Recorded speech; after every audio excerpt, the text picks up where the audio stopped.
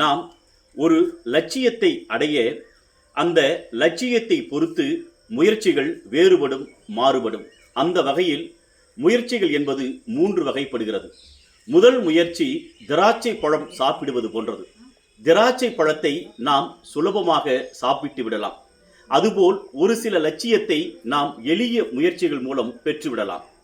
இரண்டாவது முயற்சி நாம் வாழைப்பழத்தை சாப்பிடுவது போன்றது. வாழைப்பழத்தை நாம் அப்படியே சாப்பிட இயலாது, தோலை உரித்து சாப்பிட வேண்டும். இரண்டாவது முயற்சி சில கடும் முயற்சிகளை எடுக்கிற பொழுது அந்த இலக்கினை அடைய முடியும். மூன்றாவது முயற்சி தேங்காய் சாப்பிடுவது போன்று.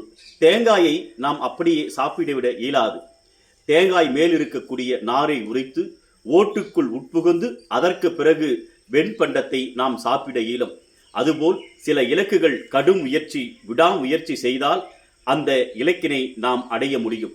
அதுபோல் ஒரு இலக்கினை அடைய முயற்சிகள் மாறுபடலாம், வேறுபடலாம். ஆனால் முயற்சிகள், விடாமுயற்சிகள் என்றைக்கும் வெற்றியை நமக்கு பெற்றுத்தரும். நன்றி, வணக்கம்.